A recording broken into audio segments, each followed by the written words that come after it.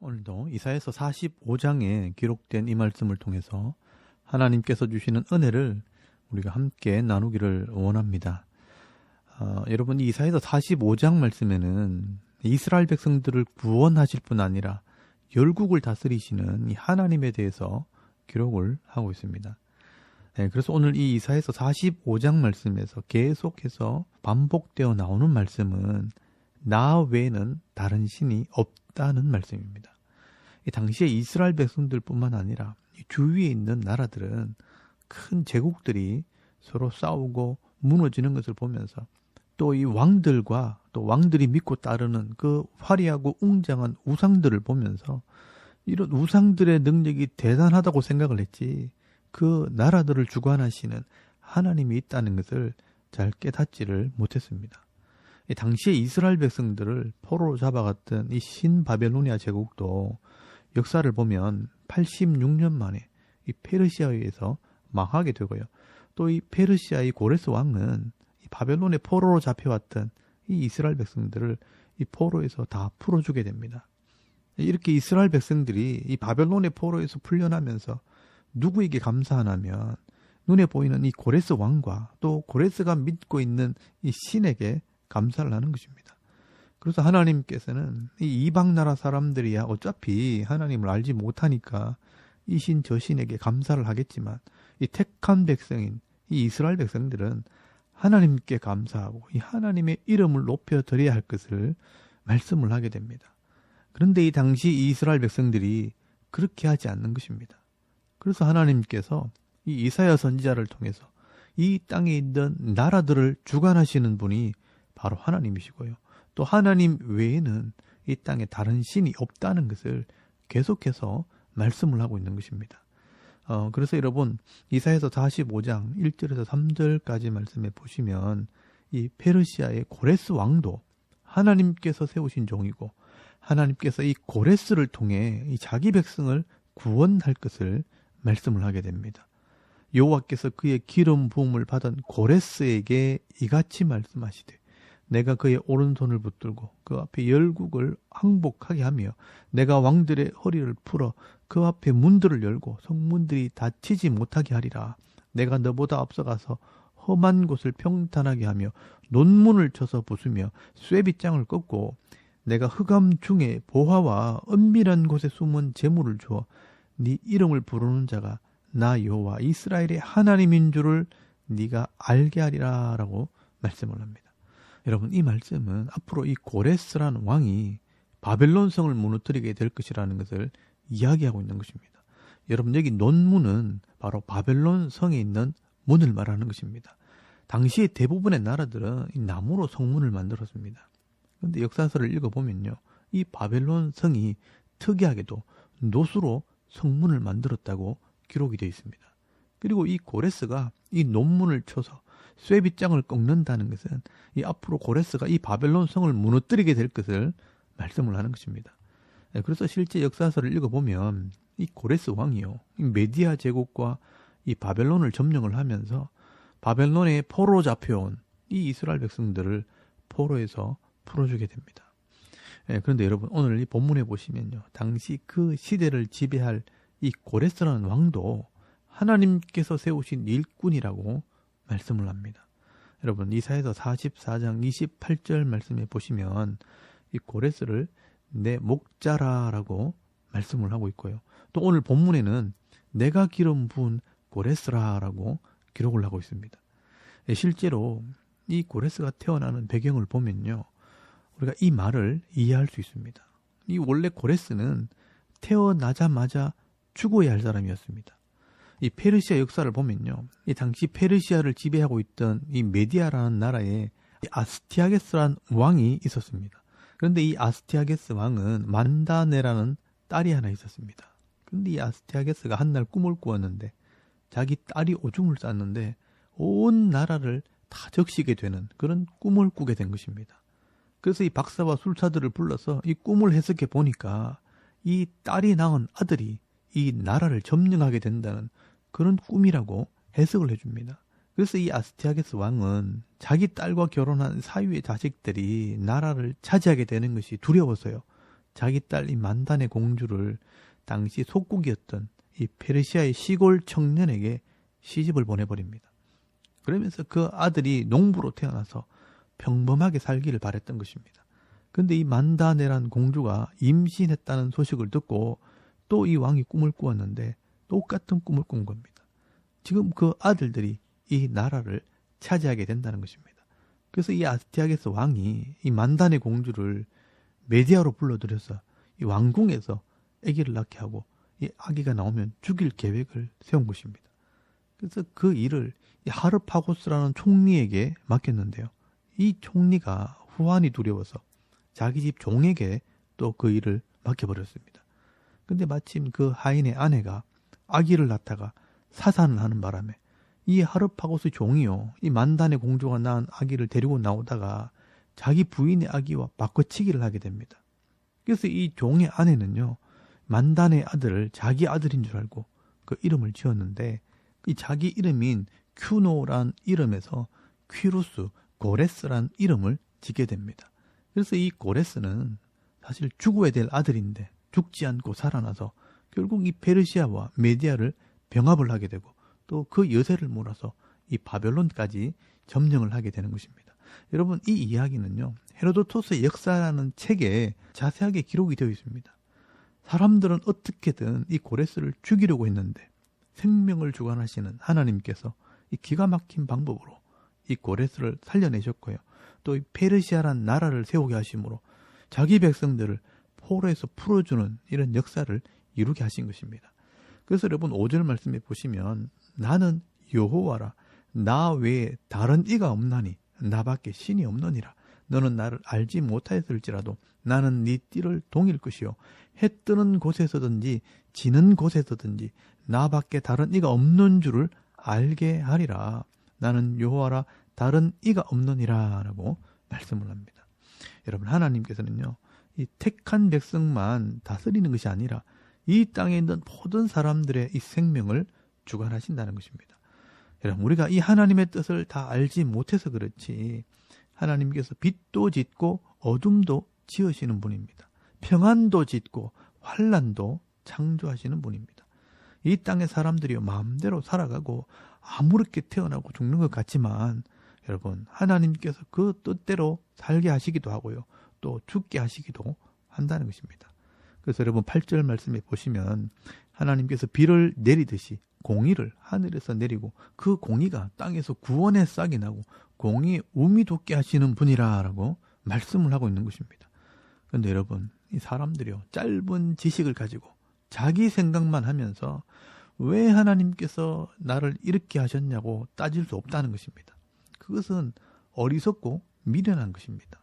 그래서 여러분 9절 말씀에 보시면요, 질그릇의 조각이 진흙이 토기장에게 왜 나를 이렇게 만들었느냐, 무엇을 만드느냐 따질 수 없다라고 말씀을 합니다. 여러분 10절 말씀에도요, 자식이 아버지와 어머니에게 왜 나를 낳았느냐고, 왜 나를 이 땅에 태어나게 했냐고 따질 수 없다라고 말씀을 합니다. 여러분, 이 말은요, 이 당시 이스라엘 백성들도 하나님께 이렇게 따졌다는 것입니다. 왜 이 나라가 망했느냐, 왜 페르시아가 바벨론을 망하게 했느냐, 이 백성들이 하나님께 따질 수 없다는 것입니다. 왜냐하면 이 사람들은 하나님만큼 공의를 행할 수 없고요, 또 하나님만큼 공의롭게 일할 수 없기 때문입니다. 이 땅에 있는 모든 사람들은 전부 자기 중심적으로 말하는 것입니다. 자기가 힘들면 따지고 자기가 좋으면 악한 것도 그냥 놔두는 것이 바로 이 사람의 악함입니다. 그래서 사람들이 하나님이 하시는 일에 이렇게 하라 저렇게 하라 말할 수 없는 것입니다.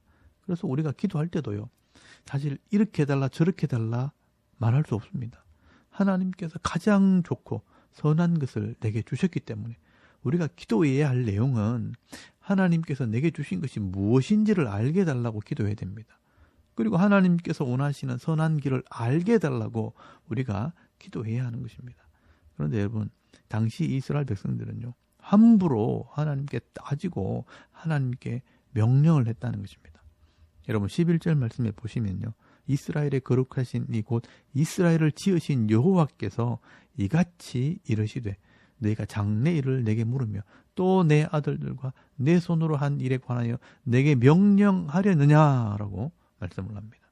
그래서 하나님께서 이 이스라엘 백성들에게 말씀을 합니다. 여러분 12절 말씀에 보시면요. 내가 땅을 만들고 그 위에 사람을 창조하였으며 내가 내 손으로 하늘을 펴고 하늘의 모든 군대에게 명령하였노라. 내가 공의로 그를 일으킨지라. 그의 모든 길을 곧게 하리니 그가 나의 성읍을 건축할 것이며 사로잡힌 내 백성을 값이나 갚음이 없이 놓으리라. 만군의 여호와의 말이니라 하였느니라 라고 말씀을 합니다.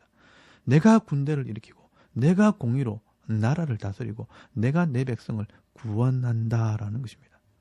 여러분 하나님께서는 눈에 보이지 않지만 이 말씀을 통해 이 땅을 다스리시는 하나님이십니다. 그래서 하나님께서는요 스스로 숨어 계시는 하나님이라고 말씀을 합니다. 여러분 15절 말씀에 보시면요. 구원자 이스라엘의 하나님이여 진실로 주는 스스로 숨어 계시는 하나님이시니다 라고 말씀을 합니다. 여러분 하나님은요. 스스로 숨어 계시는 하나님이십니다. 하나님은 눈에 보이지 않습니다. 그러나 여전히 일하시는 하나님이십니다. 하나님이 너무 크기 때문에 우리의 눈과 우리 지식으로는 이 하나님을 볼 수도 없고 알 수도 없는 것입니다. 그래서 여러분 믿음이 있어야 하나님을 볼 수 있고요. 만날 수 있는 것입니다. 그러나 여러분 이 세상 사람들은 이런 믿음이 없기 때문에 눈에 보이는 돈을 의지하고 또 눈에 보이는 우상을 만들어 놓고 그 우상에게 절을 하고 기도하면서 자기 욕심을 이루려고 하지만 결국은 수치와 부끄러움을 당하게 된다고 말씀을 합니다. 그래서 여러분 하나님께서 계속 강조하시는 것은 눈에 보이는 이런 우상을 의지하다가는 반드시 수치와 부끄러움을 당하게 된다고 말씀을 합니다. 여러분 16절 말씀에 보시면요. 우상을 만드는 자는 부끄러움을 당하며 욕을 받아 다 함께 수욕 중에 들어갈 것이로되 이스라엘은 여호와께 구원을 받아 영원한 구원을 얻으리니 너희가 영원히 부끄러움을 당하거나 욕을 받지 아니하리로다 라고 말씀을 합니다. 여러분 이 우상을 섬기는 사람들이 어떤 부끄러움과 욕을 당하는가 하면 우상을 믿고 따르는 것이 전부 자기 욕심이고 이기적인 마음이라는 것을 결국은 알게 하시겠다는 것입니다. 죄의 모습으로 가득 찬 이 자신의 모습이요. 모든 사람들에게 알려지는 그런 부끄러움을 당하게 하겠다는 겁니다. 여러분 20절 말씀에 보시면요. 열방 중에 피난한 자들아 너희는 모여오라 함께 가까이 나오라 나무 우상을 가지고 다니며 구원하지 못하는 신에게 기도하는 자들은 무지한 자들이니라 라고 말씀을 합니다. 여러분 이렇게 우상을 따라가는 사람들은 결국 어리석고 무지한 백성들이라는 것입니다.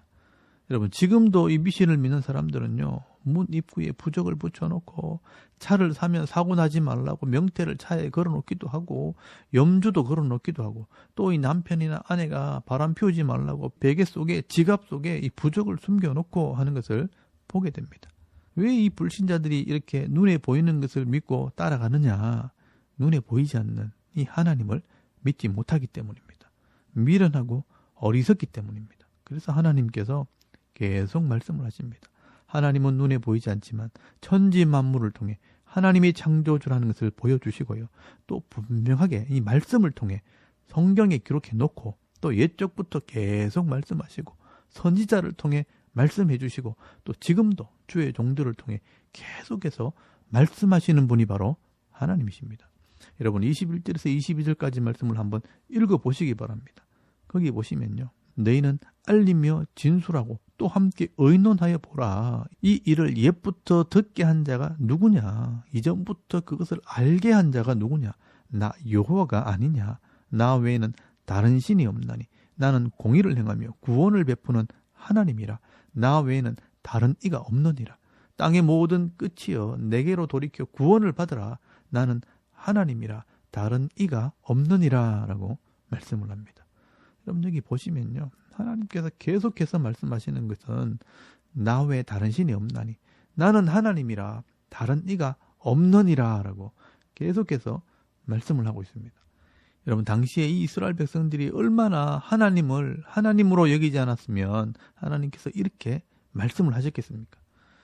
이것을 자녀들에게 비유하면요. 이 자식들이 아버지를 아버지로 안 여기니까 이 아버지가 따라다니면서 내가 네 아버지다. 나 외에는 너를 낳은 자가 없다. 내가 네 아버지다. 여러분 이런 모습을 보면 참 얼마나 아버지를 아버지로 안 여겼으면 그럴까 하는 그런 생각이 들 겁니다. 그래서 오늘 말씀의 결론은요. 인생들에게 생명을 주실 뿐 아니라 나라들의 역사를 주관하시는 이 하나님을 믿지 못하고 눈에 보이는 우상을 신이라고 믿고 따라가든지 하나님이 하시는 일에 불평을 하며 대적하는 자들은 결국은 인생 중에 부끄러움을 당하게 되겠지만 이 하나님을 의지하고 하나님을 믿고 순종하는 자들에게는 하나님의 영광이 나타나게 된다는 것입니다. 그래서 여러분 24절에서 25절까지 말씀해 보시면요. 하나님께 노하는 자는 부끄러움을 당하리라. 그러나 이스라엘 자손은 다 여호와로 말미암아 의롭다함을 얻고 자랑하리라 하느니라 라고 말씀을 합니다. 여러분 오늘도 힘들고 어려운 일이 생길 때마다 이 하나님을 원망하는 것이 아니라 나에게 생명을 주시고 나를 구원하신 분이 하나님이시고 또한 이 땅을 다스리시고 주관하시는 분이 하나님이시라는 것을 믿고 의지할 때 하나님께서 가장 좋은 길로 나를 인도하신다는 믿음을 가지고요. 늘 감사하며 그 하나님을 자랑하며 살아가는 저와 여러분의 이런 영적인 삶의 모습이 되실 수 있기를 주의 이름으로 축원합니다. 아멘. 우리 잠깐 기도드리겠습니다. 오늘 이 하나님을 의지하는 삶을 살게 하옵소서. 또 하나님을 알지 못하는 자들을 불쌍히 여겨 주옵소서. 이 대한민국이 하나님을 경외하는 나라가 되도록 또 섬기는 교회와 일꾼들을 위해 여러분 기도하시고요. 여러분의 가정과 자녀들의 믿음을 위해서 또 개인의 기도 제목을 따라 기도하고 오늘 하루 삶을 또 시작할 수 있기를 바랍니다. 다 같이 우리 하나님께 한번 기도드리겠습니다. 살아계신 하나님 은혜를 참 감사합니다. 오늘 이 아침에 하나님을 예배합니다.